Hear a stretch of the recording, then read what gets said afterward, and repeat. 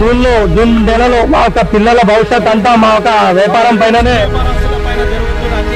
ఒకేసారి ఇంతమంది state vendors అంతా కూడా జిహెచ్ఎంసీకి రావడం జరిగింది. మీ యొక్క డిమాండ్స్ ఏంటి, దేని గురించి వస్తుంది?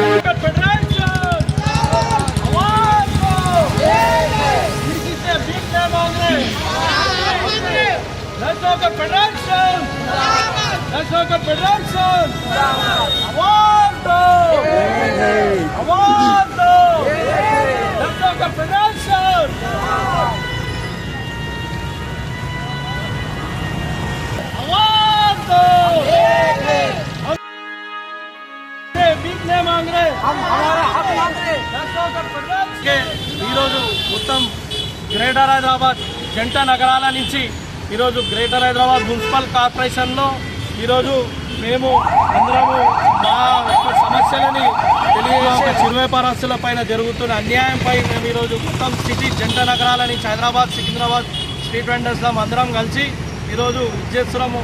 అలాగే ఏదైతే ఈ యొక్క బ్యానర్ పైన రాసి ఉందో 1% ట్యాక్స్, వెల్త్ ట్యాక్స్, ఈ యొక్క వెల్త్ ట్యాక్స్ పైన కూడా మొత్తము మా ఒక కంప్లీట్ ఆల్ ఓవర్ ఇండియాలో మా ఒక నేషనల్ ఆర్గర్ ఫెడరేషన్ తరఫు నుంచి దీనిపైన ఒక సిగ్నేచర్ క్యాంపెయినింగ్ చేస్తున్నాము.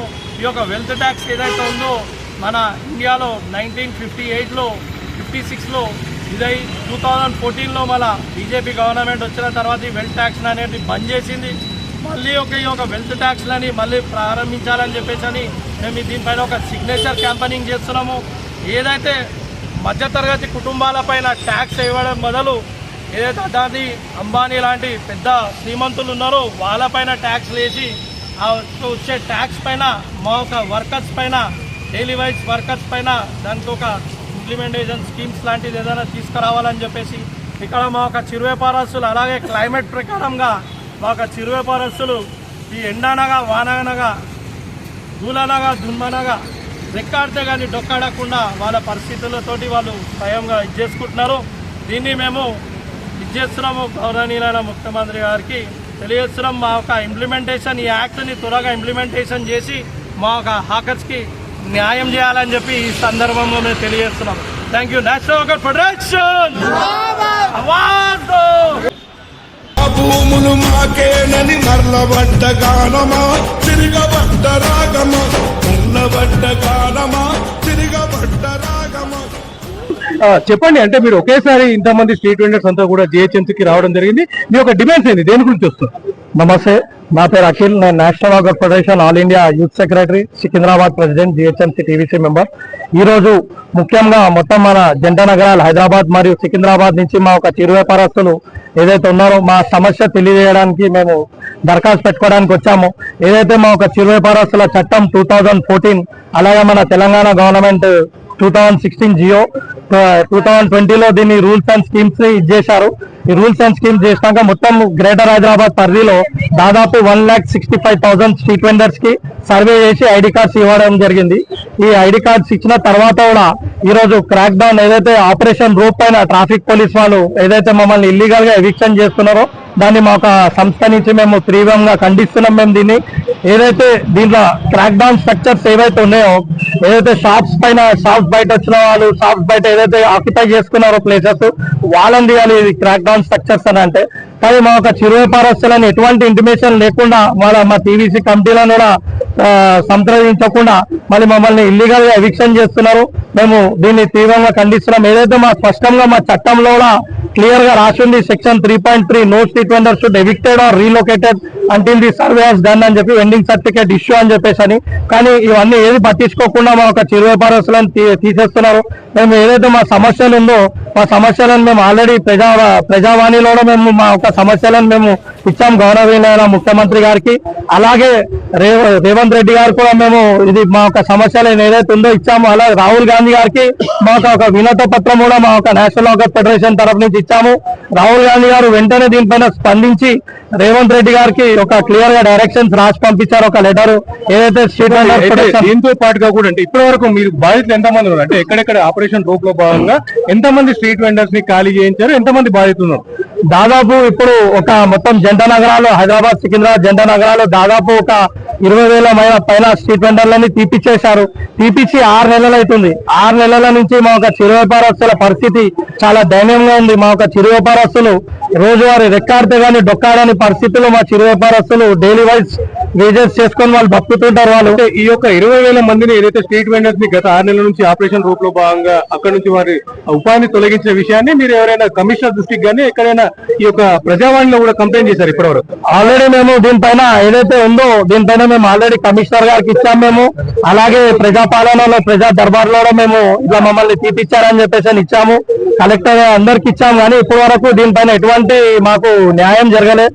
ఏమంటున్నారు అంటే చేస్తాం, దీన్ని మేము రెగ్యులేట్ చేస్తామని చెప్పేసి అంటున్నారు. కానీ ఇప్పటి వరకు ఎటువంటి రెగ్యులేట్ చేయలేదు.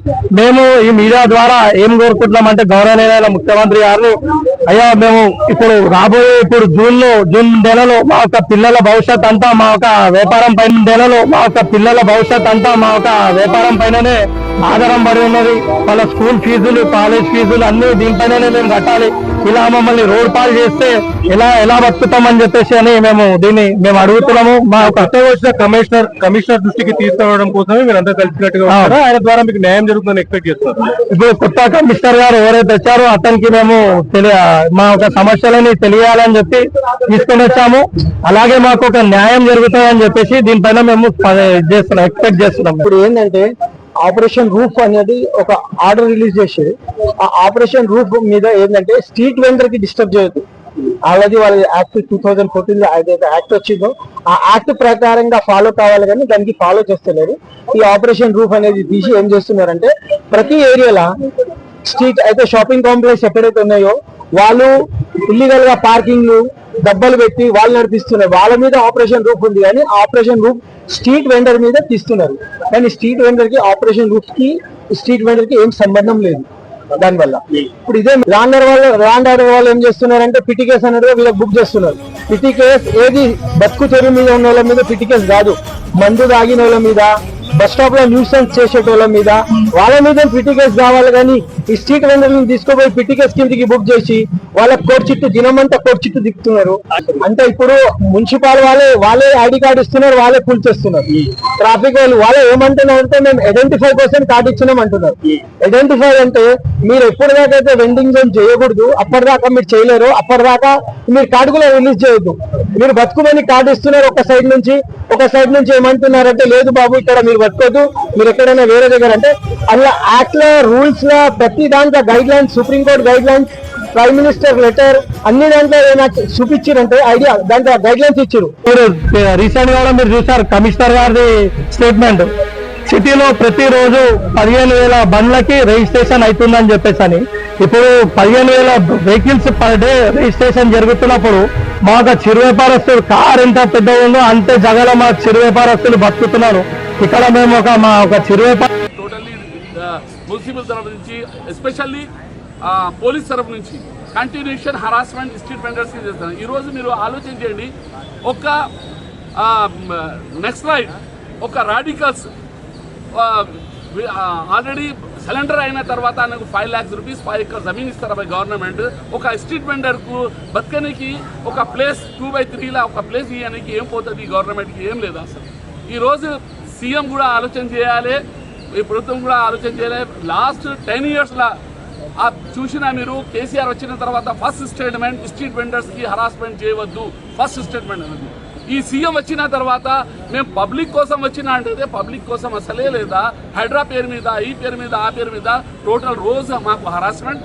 అందుకు నుంచి ఈ రోజు మేము అందరు స్ట్రీట్ వెండర్స్కి తీసుకొచ్చి ఇది ఒక డైరెక్ట్లా ప్రజాపాలనకి, ఎందుకంటే ఈ గవర్నమెంట్లో ధర్నా చేసేందుకు ఛాన్సెస్ లేదా, ఏమైనా బయటికి రోడ్లపై రావడానికి ఛాన్స్ లేదా. అందుగురించి ప్రజాపాలన వచ్చిన ప్రజాపాలన కూడా ఒక 5 members అలౌ చేసిన ఇన్సైడ్ గోవానికి.